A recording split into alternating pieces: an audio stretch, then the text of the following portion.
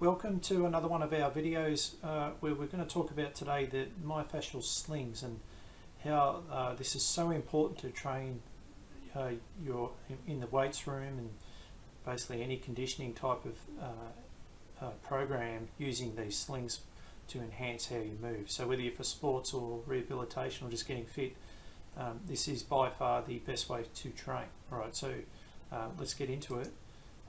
So what are the slings exactly? So basically these are complex systems, like our body's made up of these complex systems. Think of them like chains as such. So when the chains work well, they make us move very efficiently, either to help us produce force or create speed. However, when there's a problem within the chain, most people don't look at the chains, they just look at individual muscles and basically looking at everything as like individual parts instead of like how it's designed. So using exercises like planks and abdominal exercises, where in fact it could be only the abdominal's only part of the problem. It's how it's sequencing within the movement of the entire chain. And I'm going to go into exact example of what these chains are, but to give an example here, the anterior chain or sling runs from, say, this left leg right through the adductors here, crosses through the obliques on this side and heads into the front part of the arm here, and that's what helps you to throw tennis balls and punch and run, do anything that's sort of like using that sling. So when the sling's not working well, that's when you have problems. Alright, so here's how to train the sling. So I'm going to switch from this type of video to in the gym and then back to this for the next one, and I find it's sort of the easier way to explain it for you. Alright, so basically there's 4 slings in total. Alright, so we're going to sort of go through each one one by one. Alright, so we'll start with number 1. So the anterior sling. This is the one that provides initial stability during the stance phase of gait, walking or running, and then contributes to pulling the leg through during the swing phase.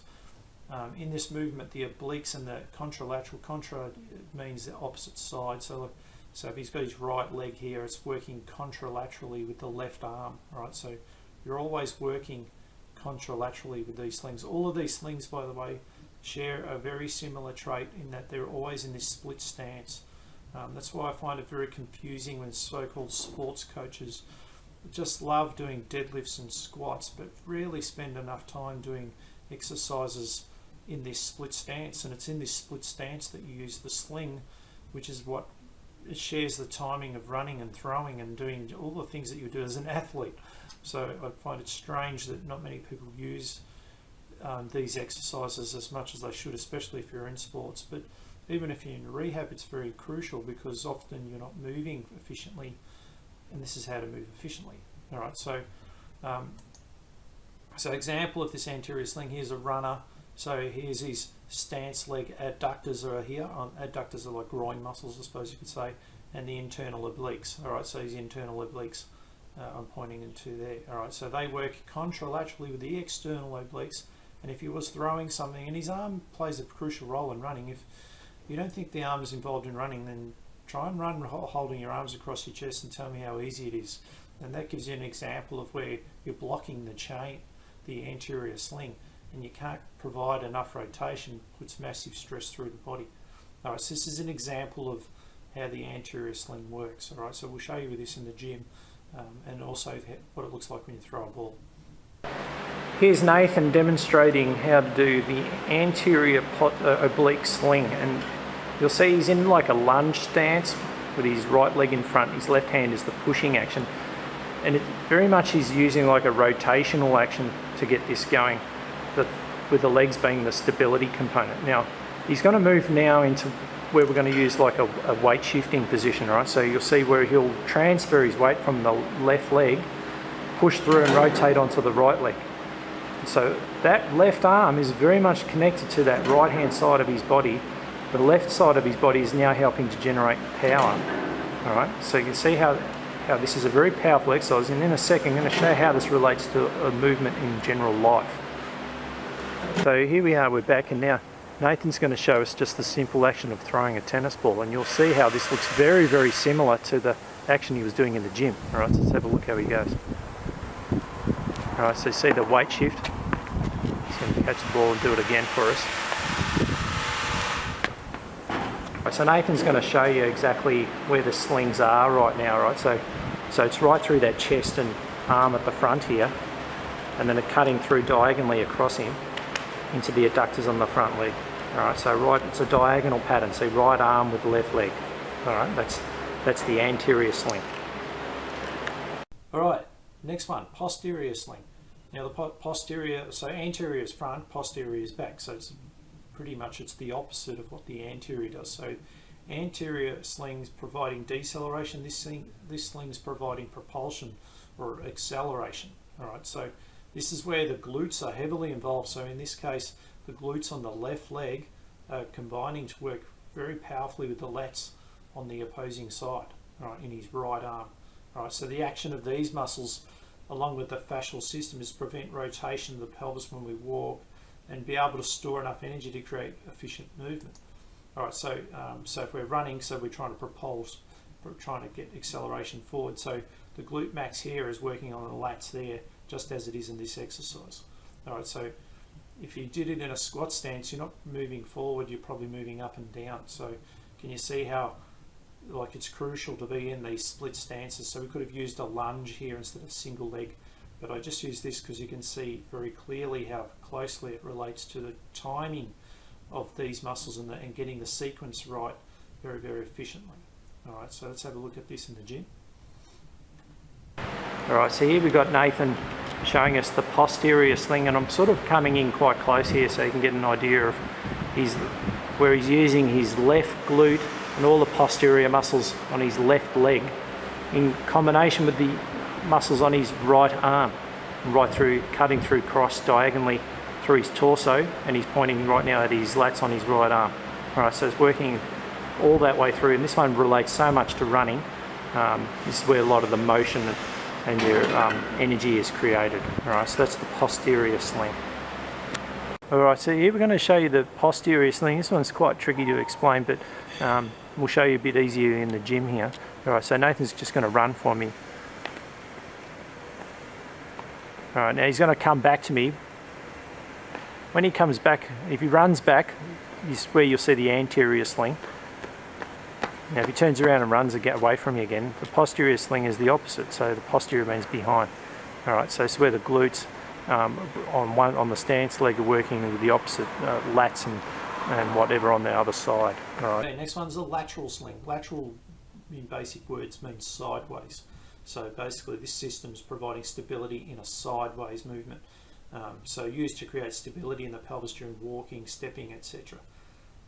By far the most overlooked movement, and one we find at times quite difficult to teach as trainers. Find this one's very common to people with SIJ problems in their lower back, hip problems, knee problems, ankle problems. Basically you see if they're doing a step up, which is the same thing as walking upstairs, you see the pelvis kick out to the side and really kink the back.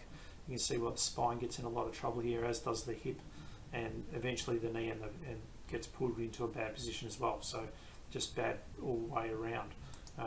So example here of how that's working. There's the glutes and the adductors working in combination with the QL to provide a stable pelvis so that it doesn't tilt and do all sorts of bad things to you. All right, so let's have a look at this one in the gym as well.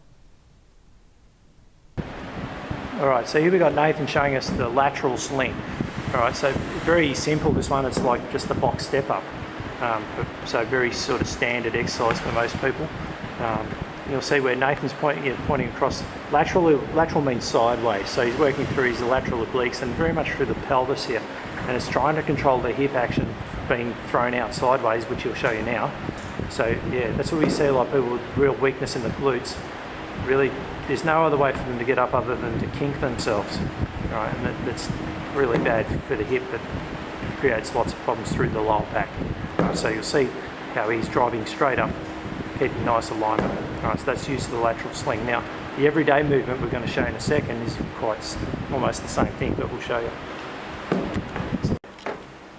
All right, so here's Nathan going up the stairs, and you'll see him, when he goes up, it's very much the use of the lateral sling. Coming down is a little bit as well, very much more the anterior sling on that one, but you'll see as he comes up again, and he's not having any hips falling out side to side. Alright, so we'll get him doing one more time, and you'll see him if he does this poorly, and someone with very poor hip control and very dysfunctional lateral sling, it will look really awkward and thus really sort of falling out side to side on their hips. Alright, so that's the use of the lateral sling, and as you can see here, it relates to the movement of walking upstairs.